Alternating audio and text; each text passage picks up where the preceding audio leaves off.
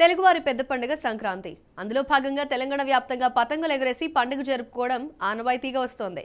ప్రతి సంవత్సరం మాదిరిగానే ఈసారి కూడా అంతర్జాతీయ కైట్ అండ్ స్వీట్ ఫెస్టివల్ పండుగ నిర్వహించడానికి ప్రభుత్వం చర్యలు తీసుకుంది. దీంతో రంగురంగుల గాలిపటాలు పరేడ్ గ్రౌండ్లో దర్శనమిస్తున్నాయి.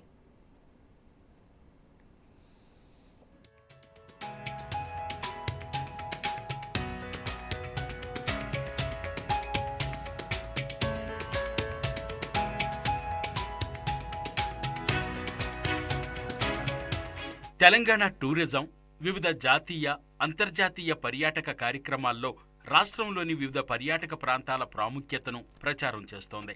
సంక్రాంతి పండుగ సందర్భంగా తెలంగాణ ప్రాంతంలో గాలిపటాలను ఎగరేయడం సాంప్రదాయంగా వస్తుంది. పలు రకాల గాలిపటాలు ఈ ప్రదర్శనలో ఎగరవేయబడతాయి. అలాగే సంక్రాంతి పండుగ సందర్భంగా వివిధ రకాల స్వీట్స్ మరియు స్నాక్స్ కూడా తయారు చేస్తారు.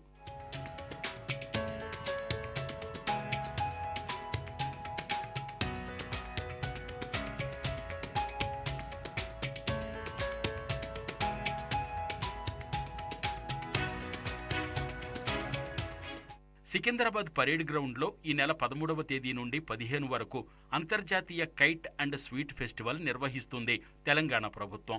ఈ అంతర్జాతీయ కైట్ ఫెస్టివల్కు స్వదేశంలోనే కాక విదేశాల నుండి కూడా అతిథులు వస్తూ ఉంటారు.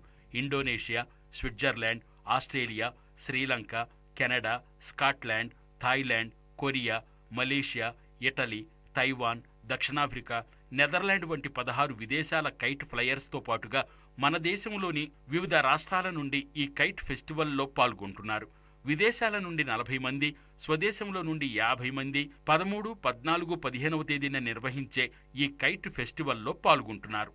తెలంగాణ రాష్ట్రం నుంచి హైదరాబాద్లో ఉన్నటువంటి ఆత్మీయులందరూ తెలంగాణ రాష్ట్రమే కాకుండా కర్ణాటక, తమిళనాడు, మహారాష్ట్ర, గుజరాత్, మధ్యప్రదేశ్ రాష్ట్రాల నుంచి, అంతేకాకుండా కొరియా, దక్షిణ కొరియా, రకరకాల విదేశం 16 దేశాల నుంచి అందరూ పాల్గొని ఈ యొక్క కైట్ ఫెస్టివల్ అంటే పతంగుల పండుగతో పాటుగా స్వీట్ ఫెస్టివల్ ఇది పెద్ద ఎత్తున జరుపుకుంటా ఉన్నాం. ఈ పండుగ 3 రోజులు జరుగుతూ ఉంది.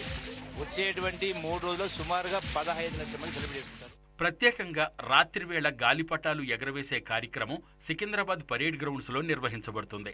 రాష్ట్రంలోని స్థానిక సంస్కృతిని వివరిస్తూ వివిధ సాంస్కృతిక కార్యక్రమాలు, వివిధ రకాల ఫుడ్ కోర్టులు, హస్తకళ, చేనేత వస్త్రాలు ప్రదర్శించబడతాయి. ఈ కైట్ ఫెస్టివల్ వీక్షించడానికి అందరికీ ఉచిత ప్రవేశం కల్పిస్తూ ప్రభుత్వం నిర్ణయం తీసుకుంది. దీనికోసం టీఎస్ఆర్టీసీ, మెట్రో సేవలను కూడా విస్తరించి అదనంగా నడుపుతున్నట్లు ఆ దిశగా చర్యలు తీసుకున్నారు అధికారులు.